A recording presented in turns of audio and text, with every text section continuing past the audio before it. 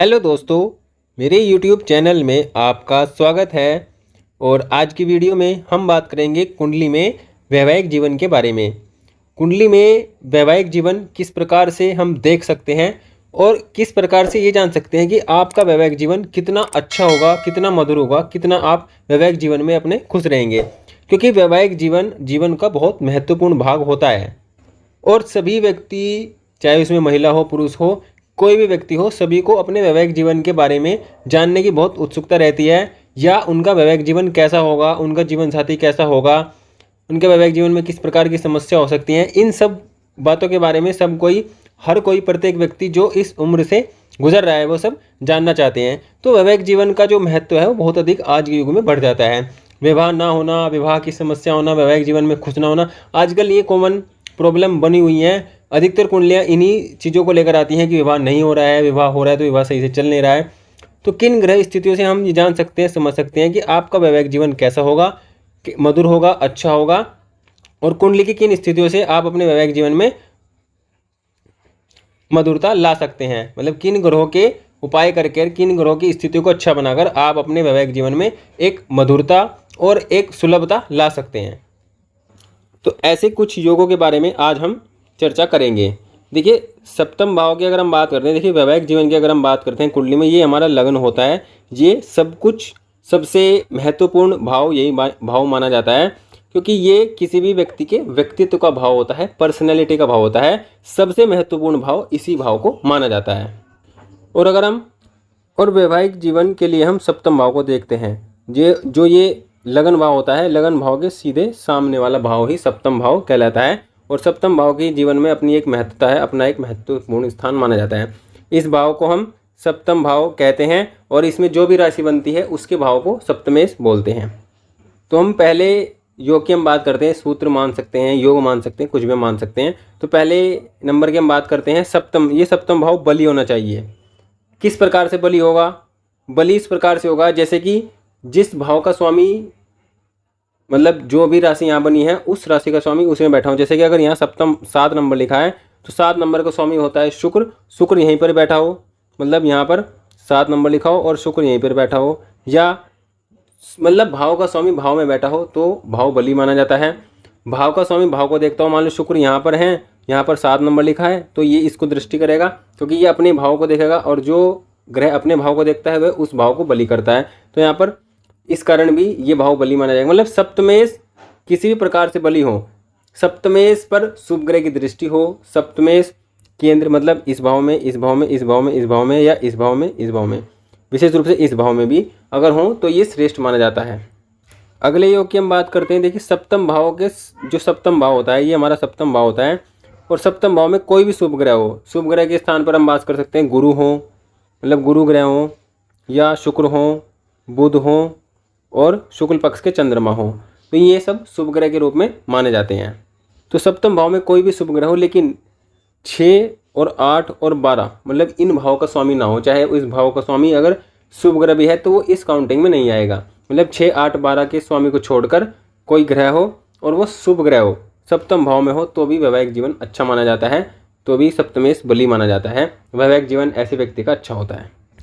अगले योग की हम बात करते हैं। देखिए, ये दूसरा भाव होता है, ये 7वां भाव और ये 12वां भाव। ये दो भाव वैवाहिक जीवन में बहुत महत्वपूर्ण स्थान रखते हैं, क्योंकि ये परिवार का होता है। विवाह होने में परिवार की सबसे जो प्राथमिक कार्य होता है वो परिवार का ही होता है। उसके बाद वैवाहिक जीवन चलाने का, पार्टनरशिप का, मतलब वैवाहिक जीवन का, दाम्पत्य जीवन का, और उसके बाद ये 12वां भाव भी वैवाहिक जीवन में सबसे महत्वपूर्ण स्थान रखता है, क्योंकि ये भोग का स्थान है और वैवाहिक जीवन में भोग का भी बहुत महत्वपूर्ण काम होता है, महत्वपूर्ण स्थान होता है।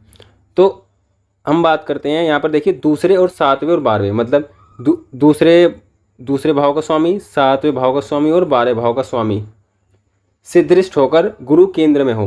मतलब इन भाव के स्वामी से गुरु दृष्ट हो और वो केंद्र या त्रिकोण में, मतलब इन भावों में गुरु हो। अगर हम सिंपल इस सूत्र की बात करते हैं तो गुरु केंद्र में हो या त्रिकोण में हो और दूसरे 7वें और 12वें भावों के स्वामी से दृष्ट हो, तो ये भी वैवाहिक जीवन को अच्छा बनाने का काम करता है। वैवाहिक जीवन ऐसे व्यक्ति का अच्छा रहता है, क्योंकि इससे गुरु की जो शुभता है, क्योंकि गुरु ग्रह की शुभता वो दूसरे 7वें और 12वें भाव पर पड़ती है, जिससे वैवाहिक जीवन सुगमता से, मधुरता से चलता है। अगले सूत्र की हम बात करते हैं। देखिए दूसरे, ये दूसरा भाव है, ये 7वां है और ये 12वां है। अगले सूत्र की हम बात करते हैं। देखिए सप्तम भाव से, मतलब सप्तम भाव का स्वामी जहाँ भी कुंडली में बैठे, जैसे सप्तमेश है, ये सप्तम भाव का स्वामी बनेगा। और सप्तम भाव का स्वामी जहाँ भी कुंडली में बैठा होगा, जिस भी स्थान में, वो इसमें भी हो सकता है, इसमें भी, किसी भी भाव में हो सकता है। तो सप्तम भाव से दूसरे, 7वें और 12वें भाव में शुभ ग्रह हो। जैसे कि अगर हम बात करते हैं कुंडली में, अगर यहाँ पर सप्तमेश बैठे हैं, मान लो शुक्र यहीं पर बैठे हैं और शुक्र सप्तमेश है, तो दूसरे, 7वें और 12वें भाव में शुभ ग्रह हो, कोई पाप ग्रह ना हो। सप्तमेश से दूसरे, 7वें और 12वें भाव में शुभ ग्रह हो, पाप ग्रह ना हो। अगर शुभ ग्रह हैं तो ये बहुत अच्छा होता है वैवाहिक जीवन के लिए। ऐसे लोगों का वैवाहिक जीवन भी अच्छा रहता है अगर आपकी कुंडली में ऐसे योग हैं। अगला सूत्र है वैवाहिक जीवन के अच्छे होने के लिए कुंडली में पंचम भाव और सप्तम भाव। देखिए सप्तम भाव को तो वैवाहिक जीवन में विशेष स्थान होता ही है, और उसके लिए देखिए वैवाहिक जीवन में पंचम भाव का भी विशेष जो रोल होता है। मतलब कहने का यह है कि पंचम भाव और सप्तम भाव भी बली होने चाहिए, तभी वह व्यक्ति का वैवाहिक जीवन अच्छा हो सकता है। मान लो कुंडली में वैवाहिक जीवन की स्थितियां अच्छी होने की हैं, ठीक है, सप्तम भाव अगर बली है तो विशेष रूप से व्यक्ति का वैवाहिक जीवन अच्छा होता है, बढ़िया होता है। लेकिन अगर पंचम भाव भी बली है तो ये और अच्छा माना जाता है वैवाहिक जीवन के लिए। मतलब पंचम भाव का स्वामी और सप्तम भाव का स्वामी अगर बली है तो भी व्यक्ति का वैवाहिक जीवन अच्छा होता है। देखिए जब भी कुंडली में कोई भी शुभ ग्रह सप्तम भाव या सप्तमेश को देखता है, मतलब कुंडली में ये सप्तम भाव है, इसको कोई शुभ ग्रह देख ले या सप्तम भाव के स्वामी को कोई शुभ ग्रह देख ले, तो भी व्यक्ति का वैवाहिक जीवन बहुत श्रेष्ठ माना जाता है। क्योंकि इस स्थिति में व्यक्ति का जो सप्तम भाव का स्वामी होता है या सप्तम भाव होता है, दोनों बली अवस्था में हो जाते हैं, जिस कारण व्यक्ति का वैवाहिक जीवन अच्छा होता है। सप्तम भाव के बली के लिए, अच्छे वैवाहिक जीवन के लिए कुंडली में शुक्र और गुरु, क्योंकि गुरु ग्रह किसी भी व्यक्ति के वैवाहिक जीवन में जो धार्मिक कृत्य होते हैं उनको काम करने का, उनके लिए उनको दर्शाया जाता है गुरु ग्रह से। और जो वैवाहिक जीवन जिन कार्यों से चलता है, लव, रोमांस, इन सब का कारक शुक्र होता है, और जो धार्मिक काम होते हैं उन सब का कारक गुरु होता है। तो गुरु ग्रह कुंडली में मजबूत हों, गुरु ग्रह कुंडली में बली हों, क्योंकि गुरु ग्रह जीवन में बहुत सारे चीज़ों के कारक होते हैं। और अगर कुंडली में बात करें तो दूसरे के, 5वें के, 7वें के, 9वें के, 10वें के, 11वें के, लगन के, इन सब के कारक होते हैं। मतलब गुरु के कमजोर होने से इन सब भावों में कमजोरी रहेगी। अगर गुरु कुंडली में मजबूत हैं तो ये सब भाव कुंडली में मजबूत रहेंगे। और देखिए कि दूसरा भाव, 5वां भाव, 7वां भाव, 11वां भाव, ये सब वैवाहिक जीवन के अच्छे होने के लिए बहुत महत्वपूर्ण माने जाते हैं। तो कुंडली में सप्तम भाव और गुरु दोनों ग्रह का बली होना परम आवश्यक है। अगर ये दोनों ग्रह बली हैं, अच्छी अवस्था में हैं, शुभ ग्रह से दृष्ट हैं, तो भी व्यक्ति का वैवाहिक जीवन अच्छा होता है। अगले हम सूत्र की बात करें, देखिए तीसरा भाव और 11वां भाव, अगर इन दोनों भावों में से, मतलब तीसरे भाव के स्वामी और 11वें भाव के स्वामी पर शुक्र की दृष्टि हो या लगन के स्वामी या सप्तम भाव पर, मतलब तीसरे भाव का स्वामी हो या 11वें का हो, इन दोनों में से किसी एक पर शुक्र की दृष्टि हो, या फिर लगन भाव का स्वामी या सप्तम भाव का स्वामी, इनमें से किसी भी पर भी शुक्र की दृष्टि हो, तो भी व्यक्ति का वैवाहिक जीवन अच्छा रहता है, वैवाहिक जीवन सुंदर और मधुर रहता है। इसलिए रहता है क्योंकि तीसरा भाव और 11वां भाव ये काम त्रिकोण के भाव माने जाते हैं। देखिए तीसरा, 7वां और 11वां में एक त्रिकोण बनता है, तो अगर जिस भी त्रिकोण में कोई अगर भाव कमजोर होता है तो वो उन दोनों भावों को कमजोर बना देता है। क्योंकि देखिए ये इसका लगन माना जाएगा, और तीसरा भाव अगर पर शुक्र की दृष्टि होगी तो ये भी भाव बली होगा और 11वां भाव भी बली होगा। सप्तम भाव पर शुभ ग्रह की दृष्टि होगी तो तीसरा भाव भी बली होगा, 11वां भाव बली होगा। तो इस कारण तीसरे और 11वें भाव में से किसी एक पर शुक्र की दृष्टि हो या शुभ ग्रह की दृष्टि हो, विशेष रूप से शुक्र, या फिर 7वें भाव पर शुक्र की दृष्टि हो, तो ये भी व्यक्ति के वैवाहिक जीवन को श्रेष्ठ बनाने के लिए योग है। अगले सूत्र की हम बात करते हैं। देखिए जो सप्तम भाव का स्वामी है, मतलब सप्तम भाव का स्वामी कोई भी हो सकता है। सप्तम भाव का स्वामी नवमांश कुंडली में अगर 6, 8, 12 में है तो ये वैवाहिक जीवन के लिए अच्छा नहीं माना जाता है। मतलब सप्तम भाव का स्वामी नवमांश कुंडली में 6, 8, 12 के अलावा किसी भी भाव में हो तो वह व्यक्ति का वैवाहिक जीवन श्रेष्ठ होता है, अच्छा होता है, सुंदर होता है, मधुर होता है। मतलब हर प्रकार से धन धान्य से युक्त होता है और हर प्रकार से अच्छा होता है, अगर सप्तम भाव का स्वामी नवमांश कुंडली में 6, 8, 12 में ना हो। अब एक और सूत्र की हम बात करते हैं। देखिए जब भी कुंडली में सप्तम भाव में पाप ग्रह हो, ये 7वां भाव है, और अगर इस पर पाप ग्रह की दृष्टि हो, मान लो शनि की दृष्टि है या शनि इस भाव में बैठे हैं, तो साधारणतः माना जाता है कि व्यक्ति का वैवाहिक जीवन खराब होता है, अच्छा नहीं होता है। लेकिन किसी भी कुंडली में अगर सप्तम भाव पर पाप ग्रह की दृष्टि हो या सप्तम भाव में पाप ग्रह बैठा हो तो ऐसे व्यक्ति का वैवाहिक जीवन भी अच्छा हो सकता है। कैसे?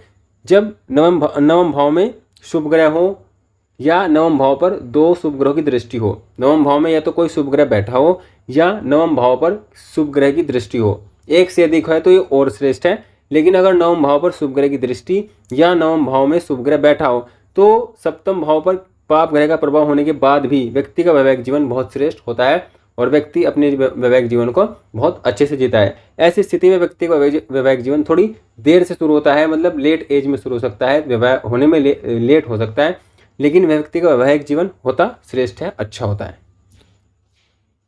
एक और हम सूत्र की हम बात करते हैं। देखिए, ये लगन भाव का स्वामी है, मतलब ये लगन है और ये सप्तम भाव का स्वामी है। तो कुंडली में इसका भी कोई भाव स्वामी होगा, ग्रह होगा, इसका भी कोई ग्रह होगा।